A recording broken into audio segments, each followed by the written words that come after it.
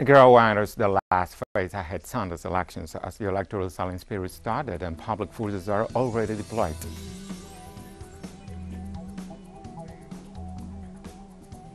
Venezuela signed a memorandum of understanding with the International Criminal Court as the three-day visit of the chief prosecutor Karim Khan came to an end. Iran said Wednesday it will resume talks on reviving a nuclear deal with world powers in Vienna on November 29th after a 5-month gap.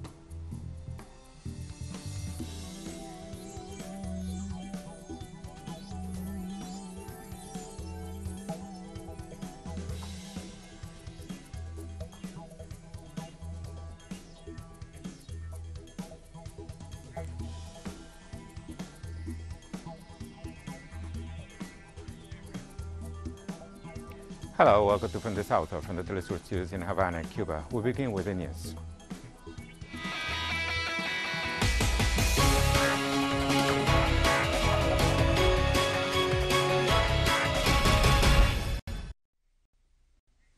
Nicaragua decides this Sunday, November the 7th, and Telesur talks with the journalist and editor Benjamin Norton on this electoral process. Welcome to Telesur. Ben, how are you? I'm great. Thanks for having me. After the campaigns of the presidential candidates closed on Wednesday, I ask you, what could happen next November the 7th? Who do you think will win? I mean, are you still betting on the running mates Daniel Ortega and Rosario Murillo? Polling has consistently showed over many months that the Sandinista Front is by far the leading party in Nicaragua. It has the support of around 2/3 of the population. And that is not just polling from the past month, the past few months. That is polling consistently over many years. The right-wing opposition forces in Nicaragua are extremely unpopular. People in Nicaragua remember the neoliberal era from 1990 until 2007, in which everything was privatized, including water and energy, and a time in which poor and working class Nicaraguans suffered from chronic blackouts. They would lose power for basically half of the day from the night until the morning. They constantly were losing water. They had very little access to potable water. They didn't have paved roads. Nicaraguans have a memory, a political memory. They remember how difficult the violent years of the neoliberal period were. And the Sandinista Front is extremely popular. So if you consistently look at the polling, it is very likely that President Daniel Ortega and Vice President Rosario Murillo will win again, because the opposition, the right-wing opposition forces, have simply discredited themselves, and they further discredited themselves in 2018 by launching a very violent coup attempt to try to violently overthrow the government. They failed to do so, but hundreds of people died, and they only further discredited themselves. And now the majority of Nicaraguans see the right-wing opposition as totally illegitimate, extremist, and controlled and funded by the U.S. government. So really the only significant political force in Nicaragua is the Sandinista Front, and they're very likely going to win the elections. You recently wrote on Twitter that social media outlets are imperial weapons of the authoritarian U.S. regime. And you wrote this based on the fact that 4 days before the Nicaraguan elections, YouTube suspended 82 Sandinista channels. Facebook, Instagram, and Twitter also censored hundreds of Sandinista communicators. Will this be the scenario we'll observe in social networks the closer we get to the November 7th elections? What interests did the social networks respond to? Silicon Valley corporations, these big tech companies like Google and Facebook and Twitter and many others, they really have their origins in the U.S. national security state, in the Pentagon, through research during the first Cold War. And the reality is that today, these social media corporations really act as instruments of the U.S. government. They frequently censor anyone that challenges U.S. government talking points.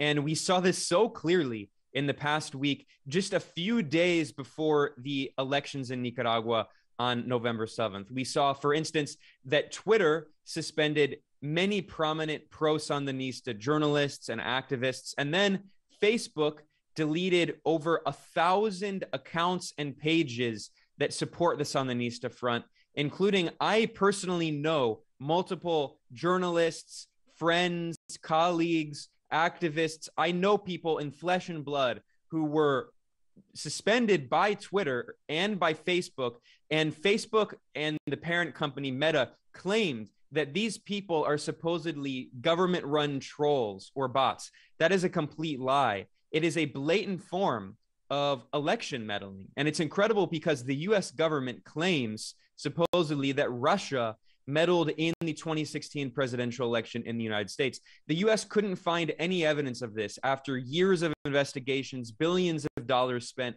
The only so-called evidence that Washington could find are supposed Facebook memes allegedly posted by a Russian company. Meanwhile, we see a few days before Nicaragua's elections, the social media corporations did a systematic purge of hundreds of pro-Sandinista media outlets, journalists, and activists, essentially trying to remove anyone who supports the Sandinista front. So only the US-backed right-wing opposition can dominate the narrative about the election. And of course, this came when the US Congress also passed the so-called Renacer Act, which means more devastating sanctions, economic warfare against Nicaragua. This is a blatant form of meddling in Nicaragua's internal democracy by these unaccountable Silicon Valley corporations that are basically arms of the US government. Ben, this behavior of social networks is not new. They have operated in the same way and even worse in other countries. How prepared are the Nicaraguan electoral authorities to lead with the situation and then guarantee the harmful online messages not to interfere in the silence period and the election day itself? It's absolutely right that these big Silicon Valley corporations have constantly censored the targets of the US State Department. We've seen constant censorship of media outlets, journalists, and even politicians, top-level officials in countries like Venezuela, Cuba, Iran, Russia, China. Basically, any country where the US government wants regime change, where the US wants to overthrow the independent sovereign government in that country. We see that Facebook, which owns Instagram, and we see that Twitter and YouTube, which is owned by Google, constantly censor these countries, constantly meddle in these countries' internal electoral processes, while ironically allowing right-wing bots and trolls to spread propaganda and fake news, as we saw in the coup in 2019 in Bolivia, in which there were tens of thousands of fake accounts, trolls, and bots spreading fake news and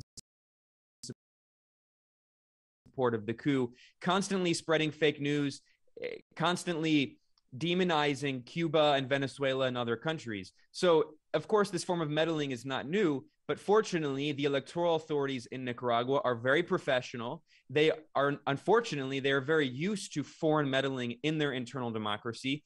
They're used to the US government and Western European governments constantly trying to demonize and sabotage those electoral processes, trying to delegitimize the elections in Nicaragua, and funding right-wing opposition figures, not only who tried to destabilize and delegitimize the election, but in 2018, who tried to violently overthrow the elected government. So the reality is that the Nicaraguan government is unfortunately very accustomed to seeing its sovereignty violated by the United States and by Western European countries. And it still is very much a democracy. It still is very much an open democratic society. But the reality is that the Nicaraguan government is not going to tolerate violent coup plotters that tried to overthrow the government, as they did in 2018. It's no longer going to tolerate that. And Washington and Brussels, that they're trying to punish Nicaragua for taking punitive action against these coup plotters that have been trained, cultivated, and funded by foreign powers to try to delegitimize and destabilize the elected government. Ben, let's now talk a little bit on the elections that will take place on November 7th. Other elections, I meant, in Nicaragua, the parliamentary ones, I mean. To you, which party is most likely to get the largest number of seats at the National Assembly, and therefore they will make it easier or more difficult for Daniel Ortega, his next government, if he's finally re-elected? Well, as I said, polling consistently shows the Sandinista front has around 2/3 of support from the population. These are polls over many years from the leading polling firm inside Nicaragua, which is called MIR Consultores. The other polling firms, maybe you've seen in Western corporate media outlets, they're usually not in Nicaragua. They're not legitimate polling. The most legitimate polling firm is MIR Consultores, and its polling over many years has shown the Sandinista Front has around 2/3 of popular support, and that the other right-wing opposition parties have single-digit support. Now, there are opposition parties that are participating in the election.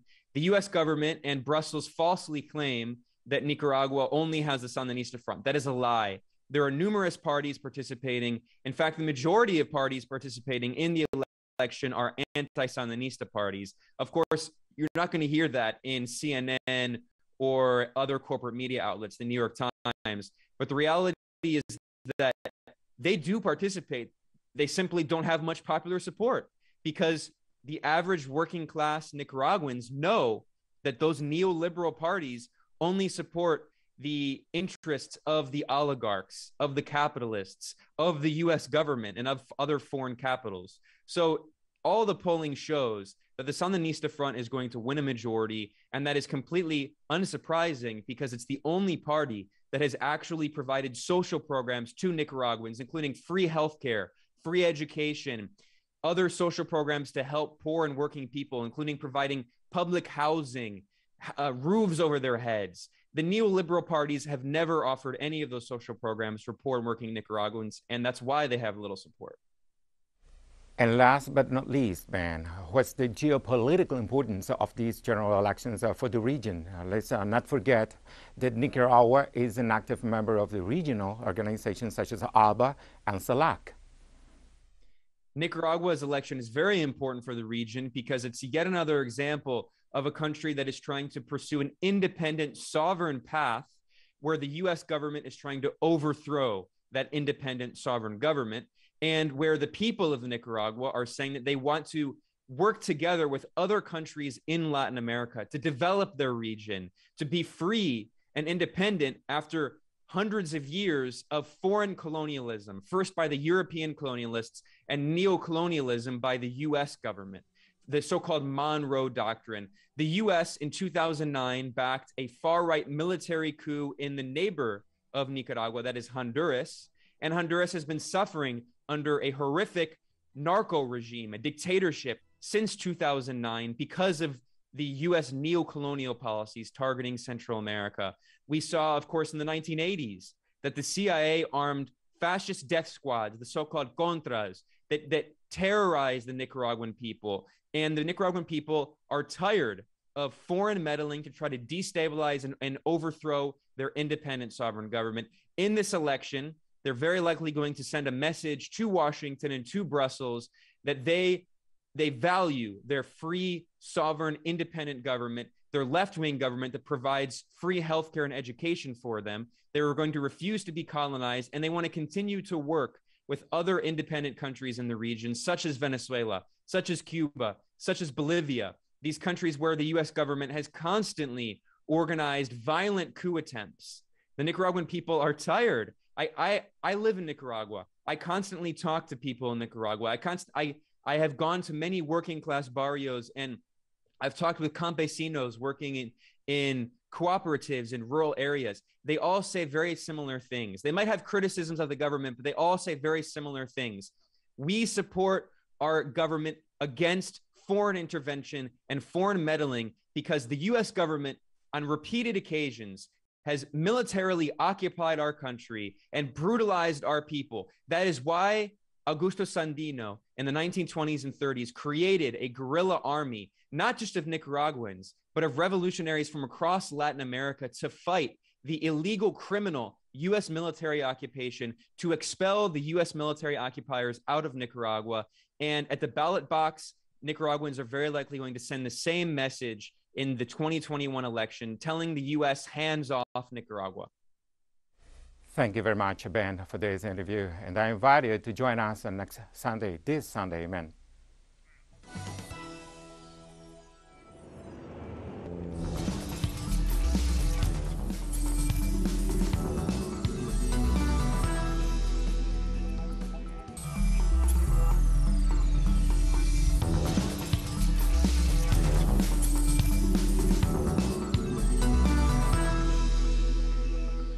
Welcome back. On Wednesday, Venezuela signed a memorandum of understanding with the International Criminal Court as the three-day visit of Chief Prosecutor Karim Ham came to an end.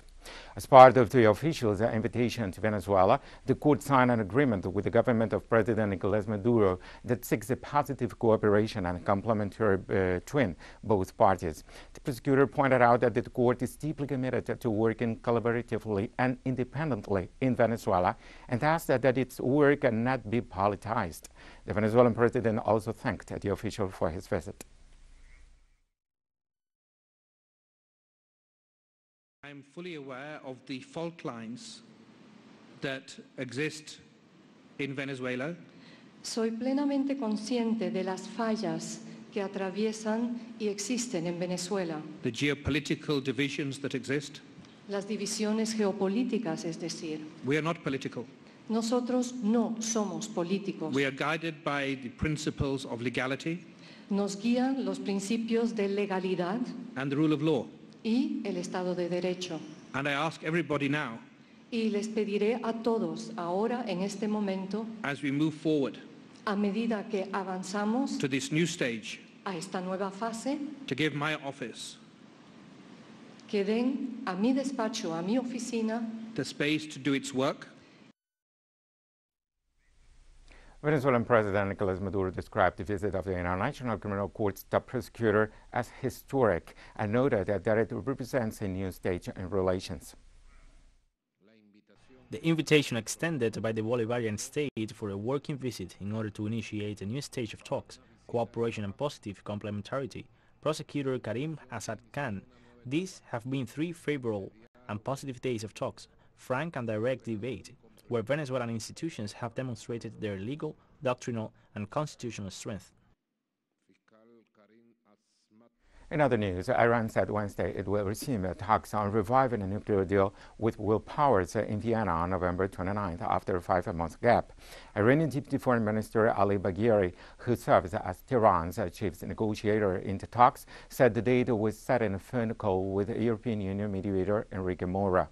Making the announcement on Twitter, the Deputy Minister noted that Iran had agreed to start the negotiations that meant the removal of the unlawful and inhumane sanctions on the country in reference to sanctions that the United States imposed since Washington withdrew from the nuclear deal in 2018.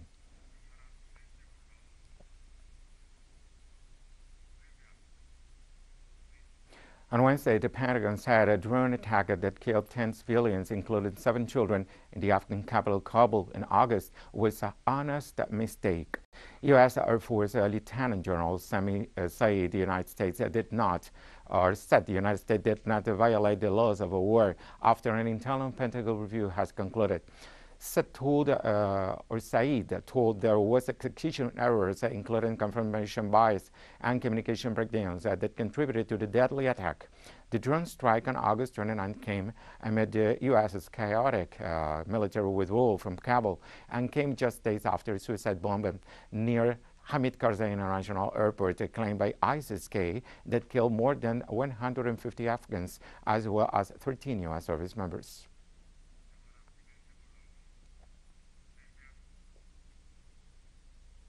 The Lebanese Hezbollah movement announced it is ready to increase its military presence in Syria if Damascus considers it necessary in its fight against terrorism.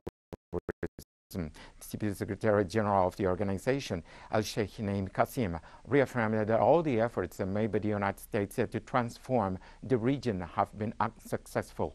On the Syrian crisis, the Deputy Secretary General said that the U.S. aggression has not ended and stated that the North American nation continued its expansionist and aggressive policies against the Arab country by backing terrorist groups, in addition to taking unilateral and coercive economic measures imposed on the Middle East country.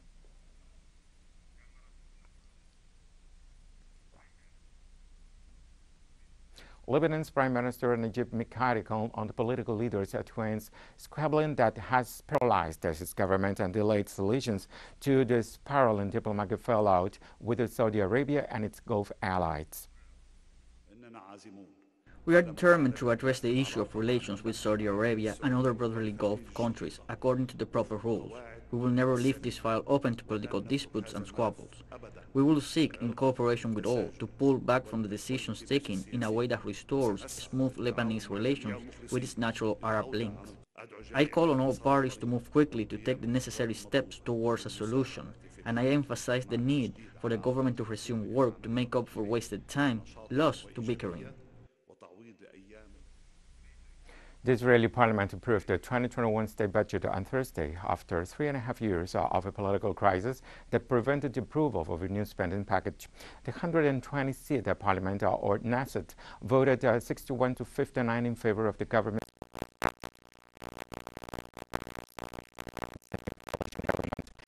New coalition government. The budget was approved after an overnight marathon session that started on Wednesday. The lawmakers have continued the discussions on the 2022 budget, and the second vote is expected early on Friday. The approval came ahead of a November 14th deadline for the passage of the 2021 budget. Failure to pass the budget by the date would have dissolved the Knesset leading to snap elections. The approval came about 5 months after the Prime Minister's cross-partisan coalition government was inaugurated.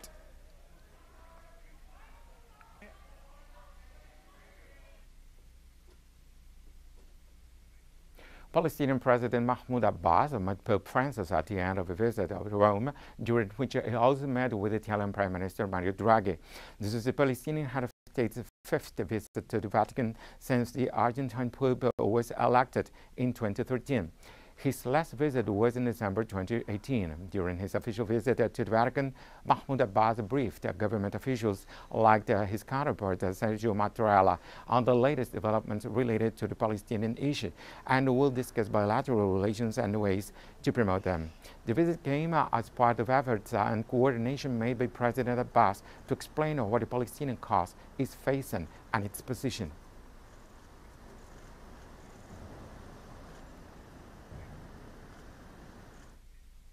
Member countries of the Organization of Petroleum Exporting Countries met virtually to evaluate its production levels ahead of a pivotal meeting held in November. The African Energy Chamber urged the OPEC and its allies to maintain production levels and not react prematurely. As the voice of the African energy sector, the Chamber insisted that the working together OPEC member countries can ensure a mutually beneficial outcome in the face of price increases. Global oil supply and demand has seen significant fluctuations since the onset of the COVID-19 pandemic and subsequent lockdown restrictions. As economies begin to gradually reopen, demand for the resource has seen an upward trend, which, coupled with low wind levels and the ongoing gas crisis in Europe, has led to a significant price hike across the world as countries scramble for supply.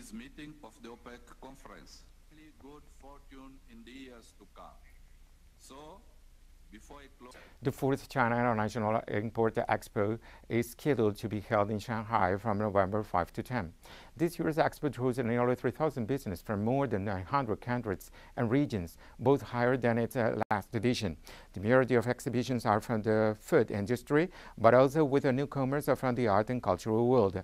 Similar trends such as plant-based meat, organic products, and functional foods are popping up at the exhibition. Sculptures and paintings, including works by Picasso and Monet, are being displayed for the first time. 90 enterprises from 33 least developed countries will participate in the expo as well. This year's event also features forums on climate change, digital economy, and green financing, as well as a forum on China's 20th anniversary of its accession to the World Trade Organization.